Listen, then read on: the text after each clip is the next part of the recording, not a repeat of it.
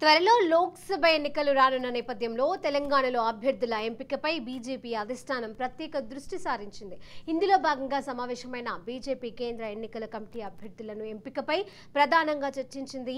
తాజాగా రాష్ట్రాలకు 7 లోక్సభ స్థానాలకు అభ్యర్థులను బీజేపీ నాయకత్వం ఖరారు చేసిందని తెలుస్తోంది. ఈ మేరకే సికింద్రాబాద్ పార్లమెంట్ బీజేపీ అభ్యర్థిగా కిషన్ రెడ్డి, కరీంనగర్ అభ్యర్థిగా బండి సంజయ్, భువనగిరి అభ్యర్థిగా బూర నర్సయ్య గౌడ్, నిజామాబాద్ అభ్యర్థిగా ధర్మపురి అరవింద్, చేవెళ్ల అభ్యర్థిగా కొండా విశ్వేశ్వరరెడ్డి, హైదరాబాద్ ఎంపీ అభ్యర్థిగా మాధవీలత, నాగర్ కర్నూల్ ఎంపీ అభ్యర్థిగా పోతుగంటి భరత్ను ఖరారు అయ్యారని సమాచారం.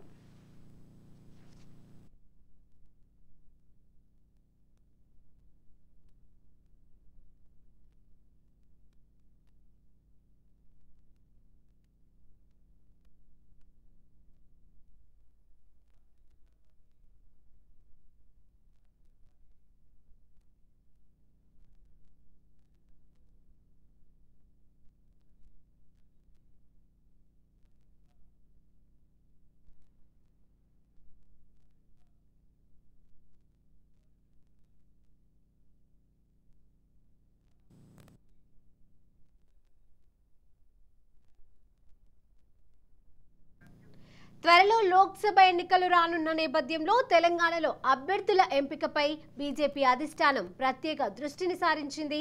ఇందులో భాగంగా సమావేశమైన బీజేపీ కేంద్ర ఎన్నికల కమిటీ అభ్యర్థుల ఎంపికపై ప్రధానంగా చర్చించనుంది. ఇక ఇదే అంశానికి సంబంధించి మరిన్ని అప్డేట్స్ మా ప్రతినిధి స్వప్న అందజేస్తారు. స్వప్న, మొత్తానికైతే అభ్యర్థుల లిస్టులు ప్రకటించేసి చాలా త్వరితగతిన ముందుకు వెళ్ళడానికి అయితే బీజేపీ పక్కా ప్లాన్ తో ముందుకెళ్తుందని చెప్పుకోవచ్చు.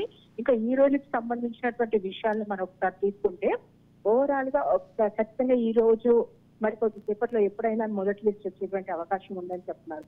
మొదటి లిస్ట్ లో మనం దేశవ్యాప్తంగా చూసుకుంటే 100 మంది పేర్లు ఉండేటువంటి అవకాశం ఉంది. దాంట్లో ఖచ్చితంగా అమిత్ షా పేరు కానీ, మోదీ పేరు కానీ ఉంటుంది. అట్ ద సేమ్ టైం మన తెలంగాణ విషయానికి వస్తే కూడా తెలంగాణ నుంచి సిట్టింగ్ లో ఉన్నటువంటి కిషన్ రెడ్డికి, బండి సంజయ్కి, అదేవిధంగా అరవింద్ కి ఎలాగో ఛాన్సెస్ ఉంది. వీళ్ళు కాకుండా ఇంకా ఎవరు ఉన్నారంటే మనకి హైదరాబాద్ నుంచి గ్రీన్ హాస్పిటల్ కి సంబంధించి మాధవిలత చైర్పర్సన్ తన పేరు కూడా వినిపిస్తుంది. ఎట్ ద సేమ్ టైమ్ కొండా విశ్వేశ్వరరెడ్డి ఉండొచ్చు, అండ్ బూరా నర్సయ్య గౌడ్ భువనగిరికి సంబంధించి ఉండొచ్చు. సో మొత్తానికైతే వీళ్ళ పేర్లన్నీ కూడా చాలా కీలకంగా వినిపిస్తున్నాయి. ఎప్పుడైనా సరే లిస్ట్ వచ్చే అవకాశం ఉంది ఈ రోజు అని తెలుస్తున్నారు. 6 నుంచి 8 పేర్లు అయితే ప్రస్తుతం మనకు స్పష్టంగా తెలుస్తున్నాయి.